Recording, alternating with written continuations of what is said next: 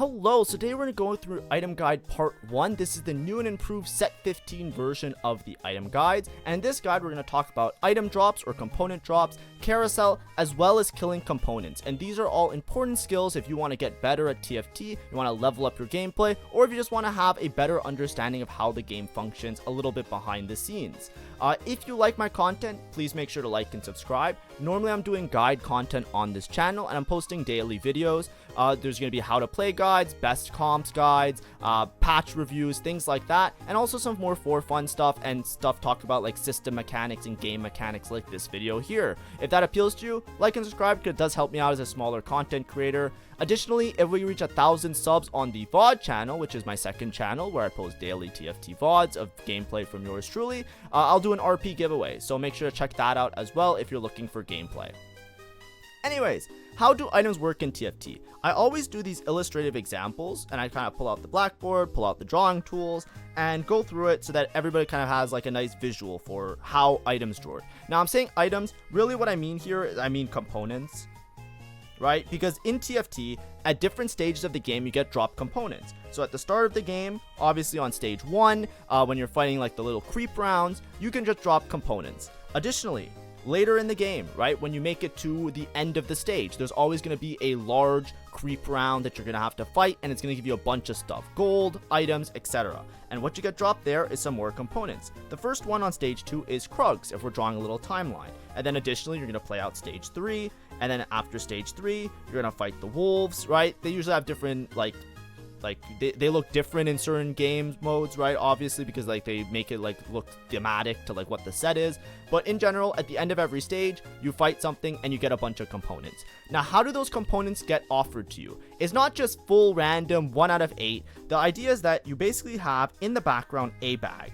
This bag contains 1 copy of every single component in the game. So it will have a sword, for example. It will have a bow. It will have a cloak. It will have a chainmail, it will have a tier, it will have a rod, it will have a, I forget the rest of them, so I'm just going to do the last colors. But you have 1 of every component. I color code them as 8. So at the start of the game, you have a 1 out of 8 chance of getting any one particular component. So imagine you get dropped the first component, let's say it's a sword, we get dropped this, we have a 1 out of 8 chance of getting dropped our initial sword at the start of the game. Now the rest of your components remain in the bag, meaning that there will be 7 components that remain that are just stored for you, and this is per player, and usually like, you know, players will get the same number of components or so. They kind of balance the game around that in recent history. But the idea is that each player has their bag, which is kind of what's coded in the background that you draw these components from. When you get to Krugs, this bag will stay, but along the way, basically 1 copy of every component will be added to the bag. So what do I mean by that? Well, we'll have the same bag at Krugs. It's a little bit different because I didn't color match it properly when I used my drawing tools. But basically, you'll have a component, and then obviously the red component is gone. So we'll still have 1 copy of all the other components because those are what were in our bag already.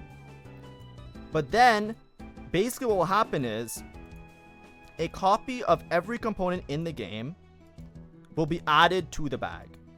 So we will have all of these components, but then also we will get added 1 extra copy of everything. So we'll get offered, given an extra sword, we'll get given an extra bow, an extra chainmail, an extra cloak, an extra whatever, and the idea persists, right? We just have 1 copy of every single component added to the game.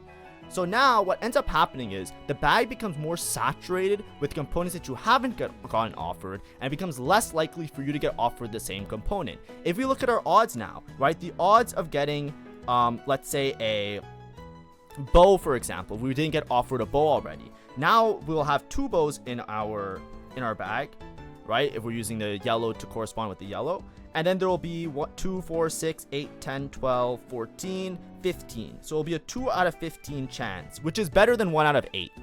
The odds of getting a different component are going to rise because 1 of every component is going to get offered. So the denominator is going to increase, but it's not going to increase by that much. It's not going to be like a linear increase to the denominator. And the amount of components will remain the same for the ones that you haven't gotten offered yet. Meanwhile, let's say you're looking and you're trying to hope to get another copy of a sword, right? The sword now has an astronomically different drop rate, right? Because now we've added 1 copy of every other component to the game, so now we're gonna only have a 1 out of 15 chance. Compared to our original 1 out of 8 chance of getting a sword, it is now significantly less. This is the effect that the system has on components, right? Basically, you are more likely to see different. That's the main thing, right? Seeing repeat components is more high roll. It's more difficult. It's often something that's like, or it can be low roll if it's a bad component, but it's less likely as the game goes on, because if you get offered that component already, and let's say you high roll and you get offered 2 swords, or you get 2 of the same component, you are diminishing the quantity that is in this bag already, and all the other components are getting added, so it's saturating the bag with other copies of other components that aren't the same ones that you originally got offered. What this means is that over time, as the game progresses, you are more likely to get a variety of different components, not get like all of the same ones. The odds do not stay the same. Some people think like it's always a 1 out of 8 that you get the same. It's like, no, if you get offered a component, the odds of it will drop because you will have less copies of that in your bag per player. Now, obviously, this also does not take into account augments. There's certain random drops that it doesn't take into account. Pretty much anything besides the neutral round drops is completely random and separate from this. This only applies to specifically how you get offered components on neutral rounds, which is how most of TFT is played and how like a lot of your decision making for the game should take into account. But anyways, let's continue.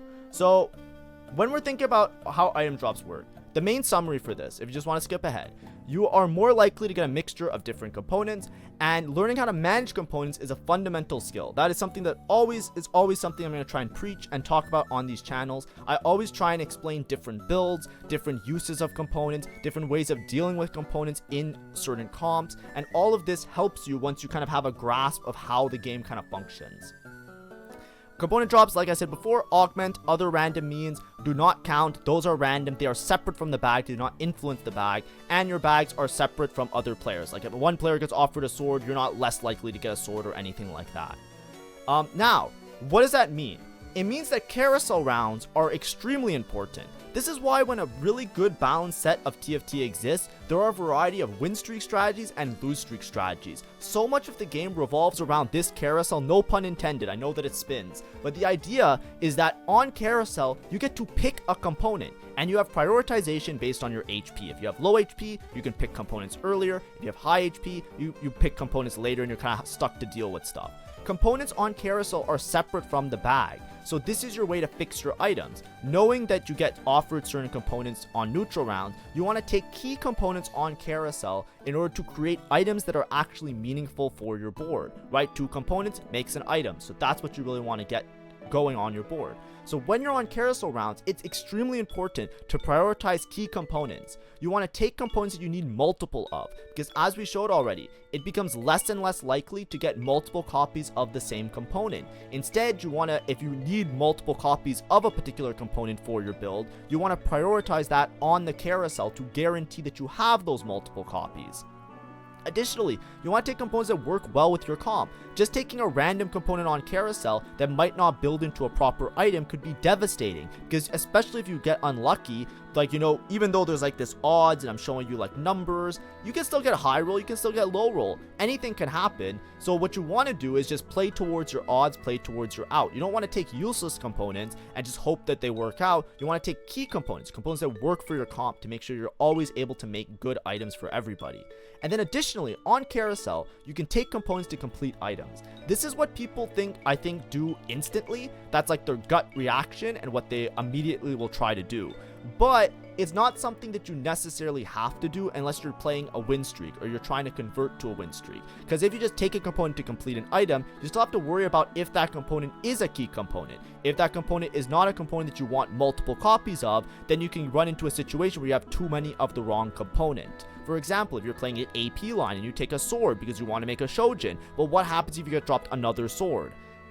It becomes a little bit awkward because you don't have another item to make with the sword. You're not going to put like a Deathblade on your backline unit. It becomes a little bit weird. Things like that start to matter a lot.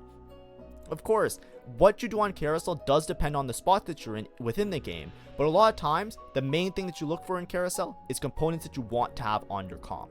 So I'll do a little example, and we'll probably come back to this example a little bit. But let's talk about Sorc board, right? Sorc is becoming a little bit popular on the current patch again, and this was a board that existed before. But with Sorcs, Sorcs are very tier hungry, right? They love to have tiers. So if you think about Karma wants to have some sort of mana generation item. Currently, because of changes to the way blue buff works, blue buff is a really good item on Karma. So a lot of times, if you have to pick, you want to have blue buff on the Karma. Blue buff requires 2 tiers. Additionally, because you're playing an AP line, you want to have some way of doing magic penetration. You want to have some way of reducing magic resist on other units. So a lot of times, one of the better items to make is Void Staff. Void Staff on a Gwen that hits whole board, or Void Staff on other units that have spread damage, will allow you to do more damage because you're going to reduce their magic resist by 30%. That's the shred effect. And Void Staff is really good because if you put on a frontline item like with a Spark, that's like the other tool you can use. A Spark, you know, it can die. It's not as safe. Void Staff is usually a little bit easier and spreads a little bit easier.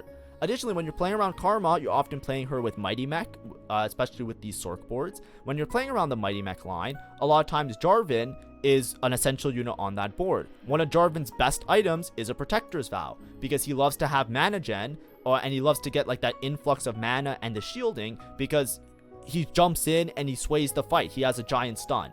If you get him to cast, which is the most important thing, he can stun the backline. He can literally just win you around on his own, right? So Protector's Vow is a really high value item.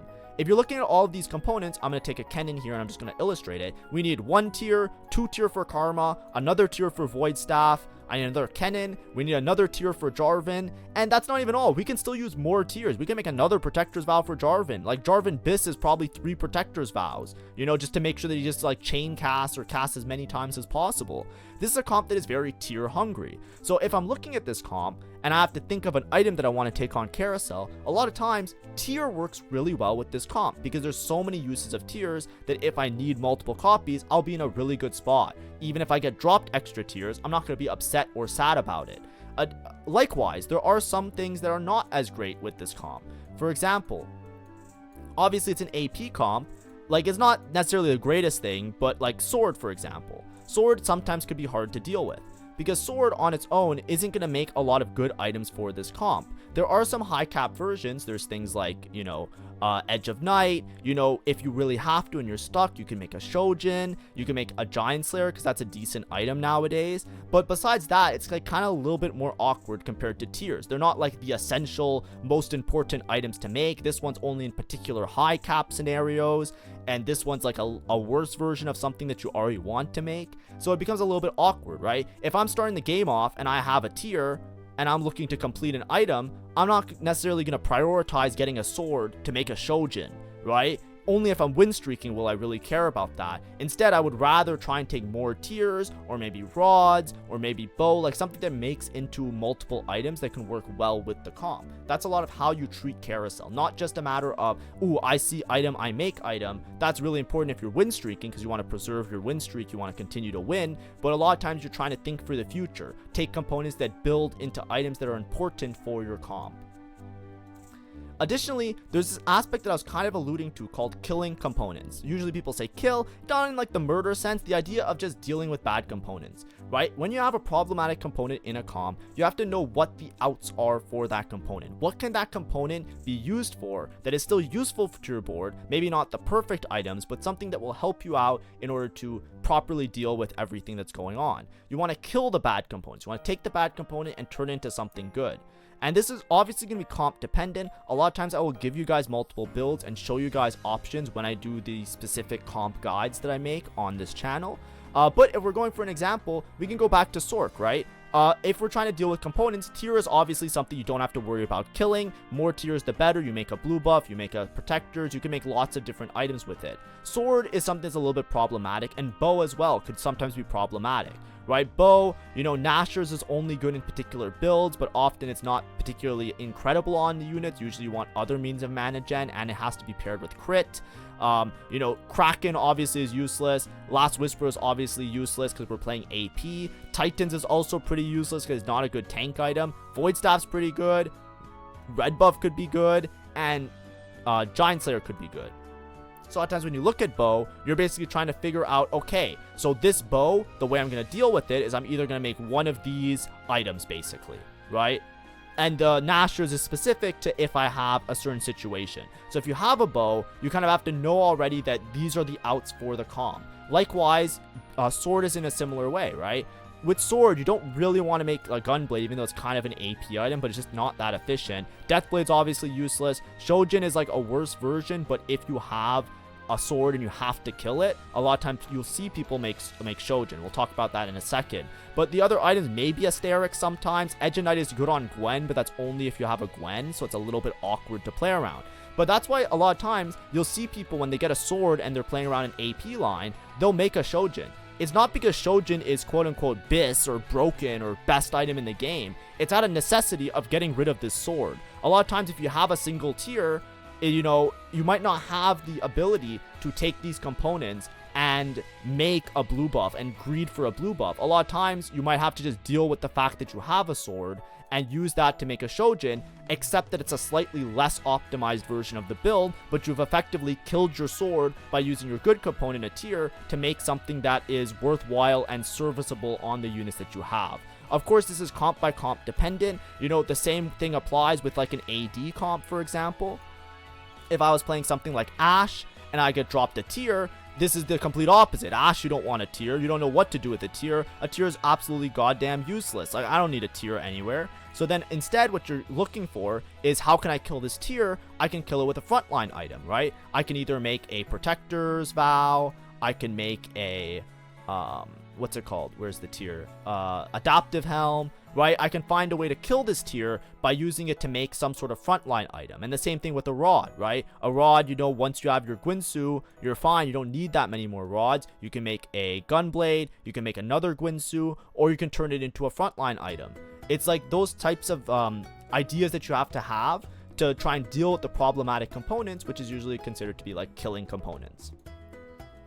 But anyway, some general tips. Loose Streak will always help you make some better items. Always try and slam items and hold on to those key components. And then you're trying to kill the bad components and try and make it like, you know, make items that you can. Additionally, you don't want to hold on to every component and item and say, oh, I hope it works out later. You have to think about it. If the component is a problematic component, for example, if I'm playing Ashe and I see a tier, I'm always slamming Protector's Vow, right? That's an easy item slam early game, because why would I ever need a tier with this comp otherwise? There's not really anything else. I'm not going to make a Void Staff. I'm probably not making a Shojin, not make a blue buff, likely. Maybe I can make an Anima, but it's like, do I have to greed for that? Probably not, right? A lot of times it's just like, that's my way of dealing with it.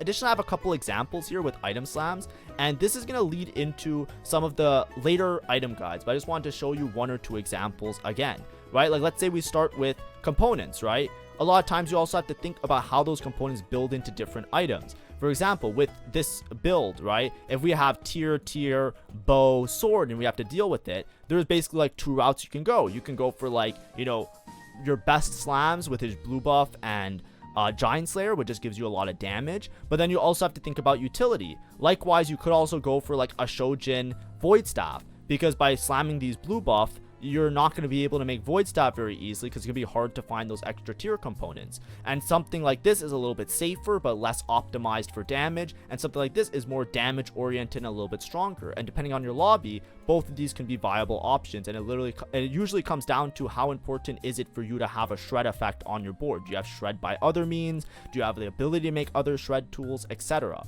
That's where like killing components and dealing with items is usually a case by case basis, and it requires you to really have a good knowledge of what your comp needs in order to function, as well as what you need to beat the players in your lobby in particular, right? If I'm going against Bastions, you bet your bottom dollar I'm probably going to slam these items instead, because I know that I'm going to have a really hard time dealing with all the Bastion units.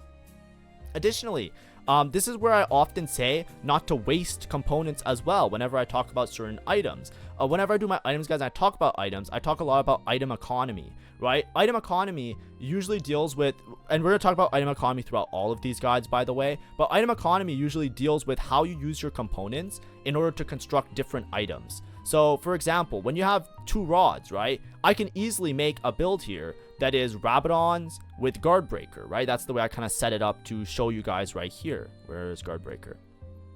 Rabadon's Guardbreaker.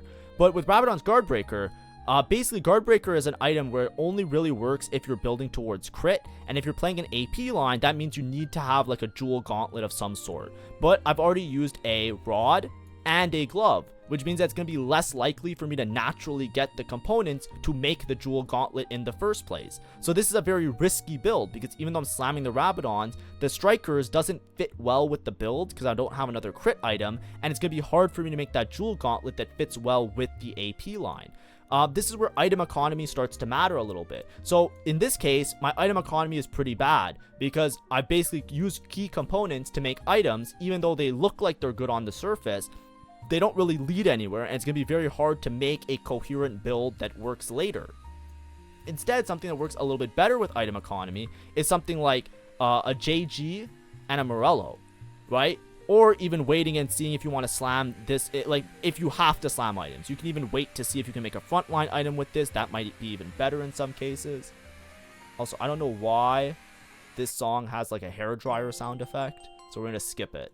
But anyways, something like this now, I know that my ults will crit. That's the big important part with a lot of AP lines. So I made my jewel gauntlet. I'm not dependent on finding the items later. If I high roll, I can make a Strikers, or I can make some other crit glove item. It's fine. And then Morello gives me anti-heal. So now what I've done is I've used these two rods. Instead of wasting them on a Rabadons, I've split them to use on multiple different components to make multiple AP items that can work with my board, as well as get a little bit of utility. Additionally, I could also just wait and see if I can make some other rod item and make some other tank item, and that could also work out well. But something like a JG slam might feel less punishing than something like a Rabadon slam in some of these cases. Additionally, there's things that are like spot dependent, right? If I'm playing towards an AD line, I would happily make protectors and a crown guard, because I know that I'm likely not going to need these components and I would like to kill the components. But if I'm playing an AP line, I would rather make something like Bramble Archangels, because Archangels is pretty flexible on different units, and Bramble can then be a frontline item.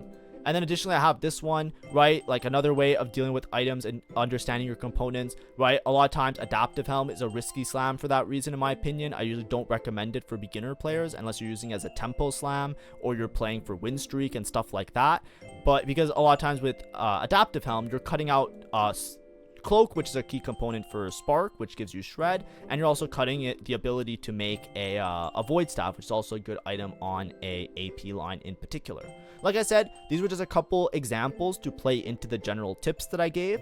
We will be talking a lot more about different item slams and stuff like that. I kind of alluded to some of the parts that are coming in the future. Part 2 tomorrow with diminishing returns will break into a lot of these combinations of items and how they can fit into each other. We're going to talk about diminishing returns, as well as bring up factors of item economy, and then also talk about like how item pairings can really affect how your carry functions as a unit later in the game. So make sure to check that part out. If you want to see the full series, obviously like and subscribe. I'll also put in a nice little playlist once it's complete. But thanks for watching. Hopefully this was informative and fun, and hopefully it was like a good refresh if you watched the previous versions in previous sets and had something new and a little bit more examples to make it a little bit better. Thanks for watching. Have a great day, and see ya. Bye-bye.